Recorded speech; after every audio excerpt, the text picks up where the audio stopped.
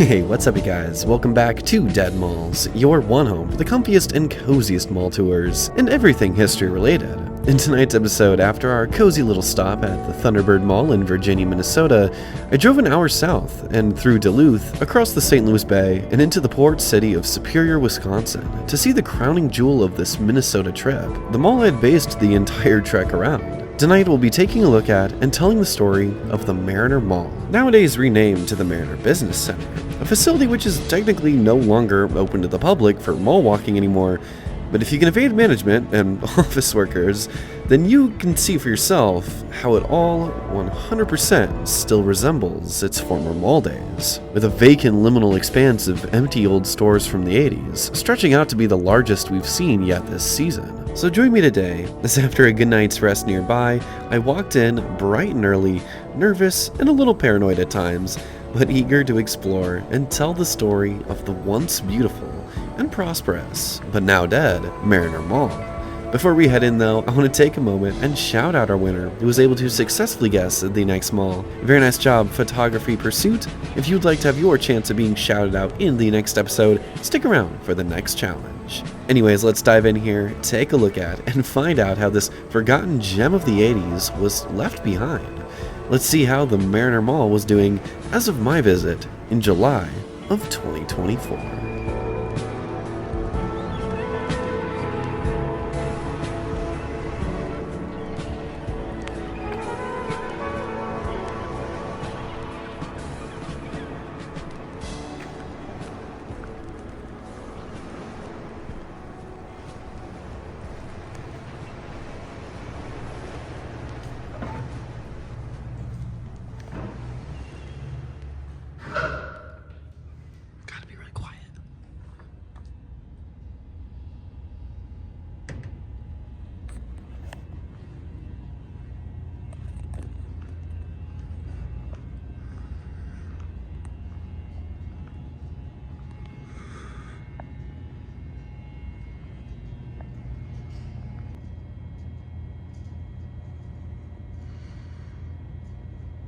After being made uneasy by the backrooms-like ambiance that was to accompany Mariner throughout the rest of my visit, I heard distant footsteps echoing down one of the mallways towards me, so I decided to make like a tree and leave, and instead entered through the other sort of main entrance, which at one point would have led travelers down to either the Prangy Way or Yonkers Courts. Thankfully here I didn't see anyone, and was left to admire all of the amazing 80s aesthetics left behind. I mean, can you actually tell me when the last time you saw a payphone island like this was? This place is legitimately a time capsule.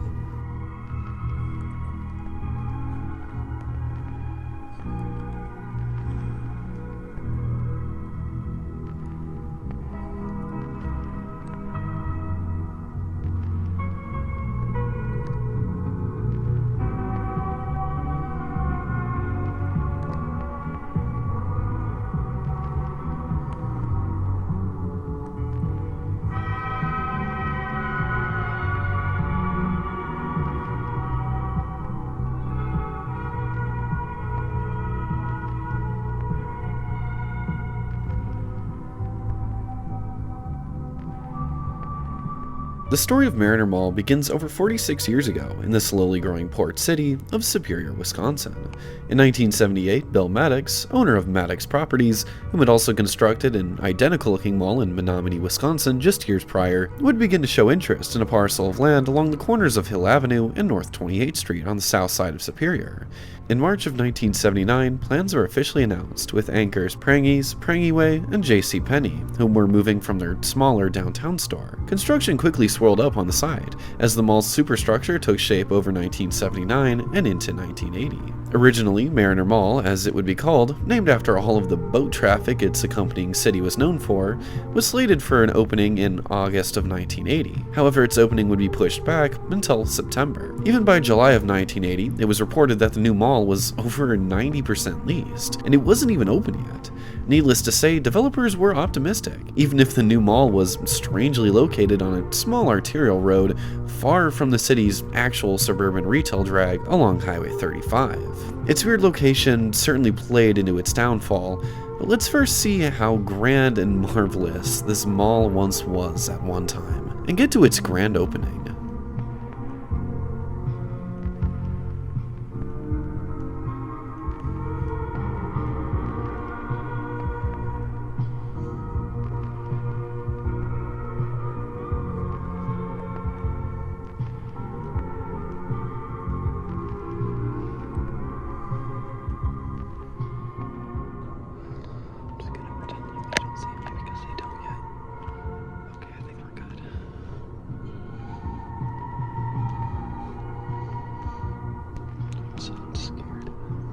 Uneasiness, or on edge, would be a more fitting term, but why was I so scared while here? Well, I had read the reviews online and heard the many negative stories about people that had been kicked out in the past by management. Doesn't matter what you're doing, if you are caught just walking in here, you're told to leave. So I was constantly looking behind me and checking my corners and doing my very best to get as far as I could undetected. And thankfully I never saw anybody, but the feeling that I was being watched never really went away.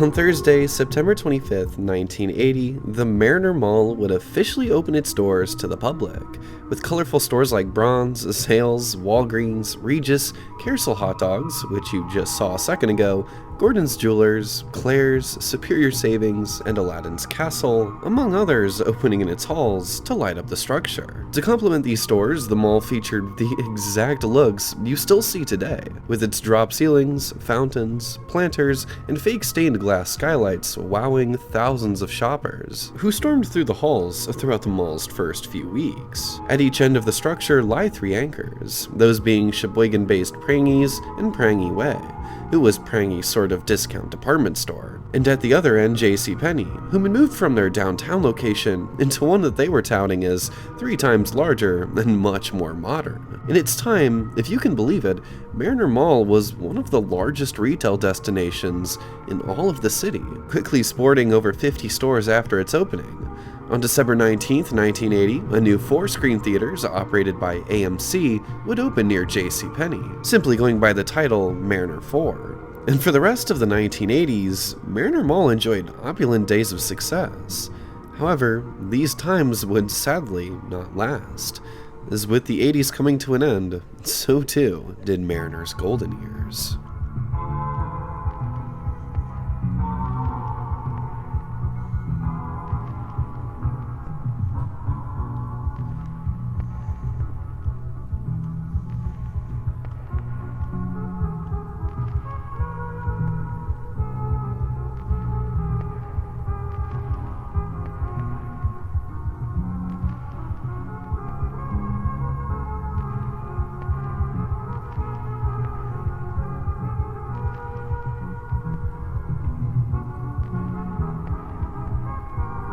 If the public is welcome, then maybe I really am welcome here? I don't know, you guys, I'm getting too many mixed signals. I mean, that page of paper could be woefully outdated by now, just like the color scheme of these old stores now turned offices.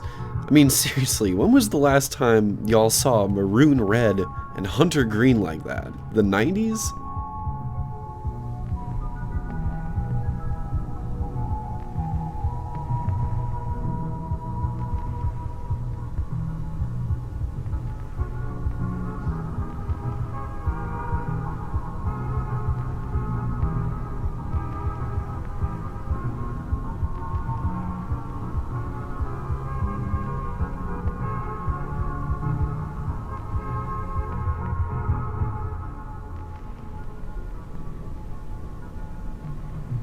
It's nice to see that the Ninja Turtles were able to find a new home inside of this old on-cue record store, but I'm sure they miss the crime-fighting days. It must get pretty boring, sitting here and waiting behind that glass every day.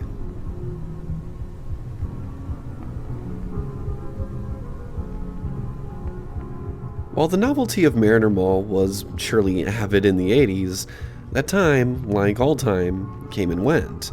With the 90s came a new wave of problems for the not even 15-year-old mall. New big box sprouting up far away, because like I said, this place was built in a super weird sort of rural spot, and with that, less people were walking the mall's halls daily, and the age of online shopping was soon to begin. As problems piled on, the lesser traveled stores began to close, beginning a domino effect we all know, that we can trace as beginning as far back as the 90s. In 1992, the Iowa-based Yonkers department store brand, which were still their own entity and not yet owned by the Bonton brand, would purchase Prangies for $67 million, slowly dissolving their assets and stores by turning them into Yonkers over the course of the 90s. This is a sale that you'll see pop back up in the next episode as well. Interestingly, despite Prangies having 2 locations in Mariner, Yonkers would decide to rebrand the primary location and keep Prangy Way operating as normal. That same year of 92, the theaters would also change hands,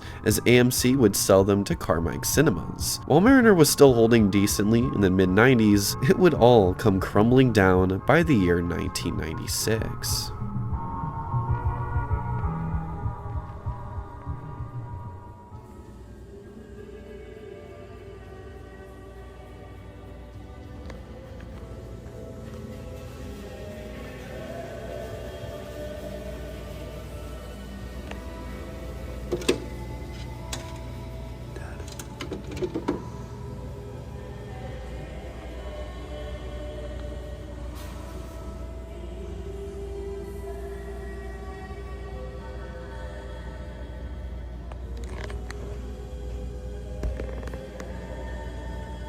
You may have seen me peer briefly into it earlier, but let's take a more in-depth look at Mariner Mall's Old Aladdin's Castle on the right, which I just gotta ask y'all, to anyone who is local or remembers going to this arcade, when did you go, and what was your favorite game to play? It looks like the interior, as we'll see when I walk up, was still fairly resemblant of the past, but it's now some sort of, what, birthday party place?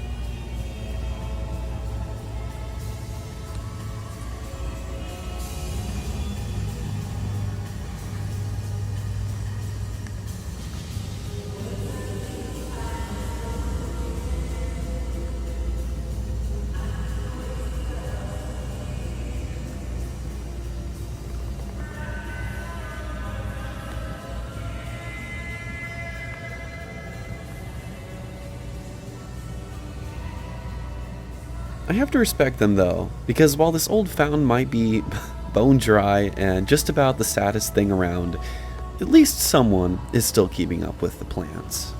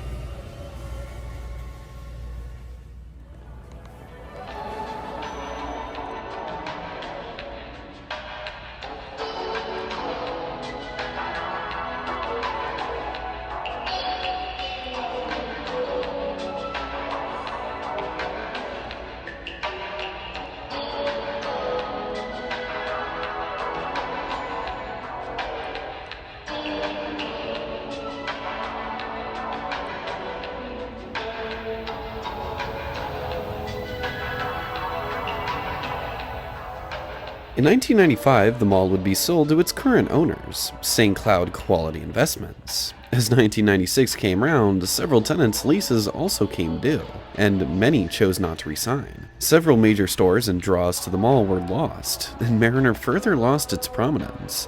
1996 was a bad year, as while tenants closed, Prangiway, in bankruptcy, would liquidate their remaining stores, fully closing on January 26, 1996, followed soon after by Walgreens, yet another major tie now cut, further spurring more tenant closures in those areas of the mall.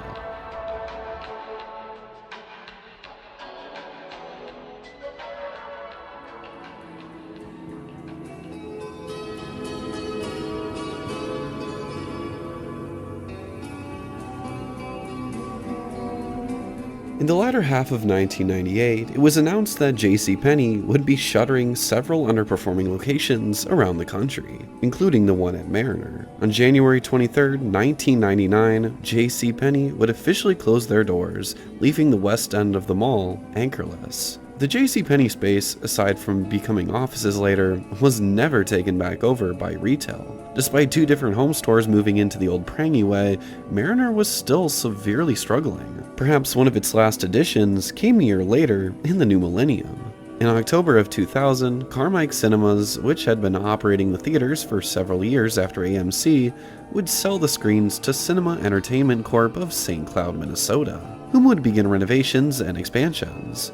On Friday, May 18, 2001, the new and improved Superior 7 would open its doors, with 3 new showrooms and stadium seating coming later that August. As the 2000s slowly crept on, the old mall just lost all of its spark, as closing store after closing store left the halls darker and more barren by the day. And this is where the mall's history really starts to slow down. As you can tell, it was struggling badly, but by the 2000s, Mariner had become a ghost of what it once was, a dead mall even at the time. The home stores would close and be divided up into more mall space and a new entrance, that of which was never used, and as more retail closed, offices and other organizations would begin to sprout up in the empty space.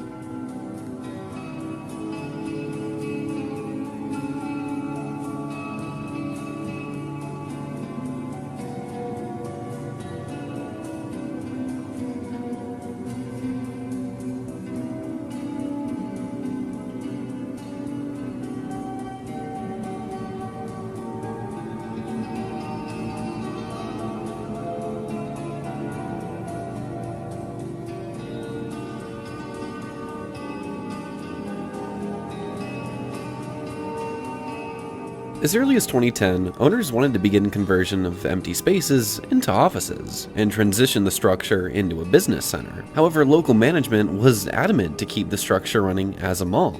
Despite their wishes, it would heartbreakingly only fall further. The theaters, after being run by CEC, would be sold to Marcus Theaters, whom would operate it for several more years as the only theater still running in Superior. However, the dying mall, pulling it all down, would see Marcus close the old 7 screen for good, showing its final pictures on December 6th, 2015.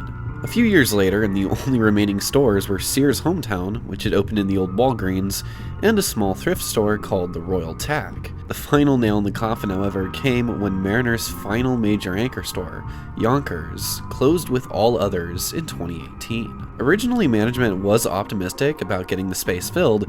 However, it seems as though that was short-lived, as the next year in 2019, the mall was converted into the Mariner Business Center, leasing out old stores all over the mall to different private companies and light industry. However, after the closure of the last inline tenant, Sears Hometown, in January 2023, the mall was fully converted into a business center, terminating public access and walling off the old Yonkers and Prangiway wings. That May of 2023, a massive windstorm swept through Superior, and a 50-mile-per-hour gust blew over the mall's original sign structure, crushing a parked school bus. Thankfully, there were no kids inside. However, the sign was never put back up, and instead fencing went up around major portions of the structure, blocking parts of it off from public access. And since then, the mall has sort of been the same, stuck in a limbo like it's still in 1980.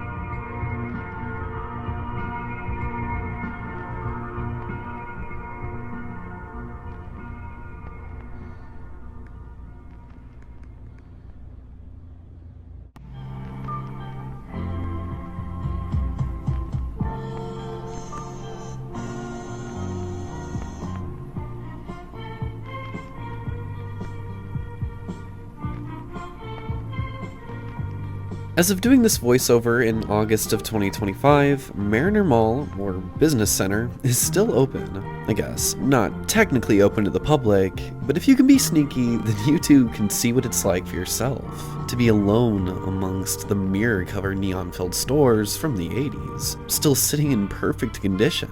I'm not sure what lies behind the walled-off wings, if they're gutted now, or if all of the old storefronts are still back there.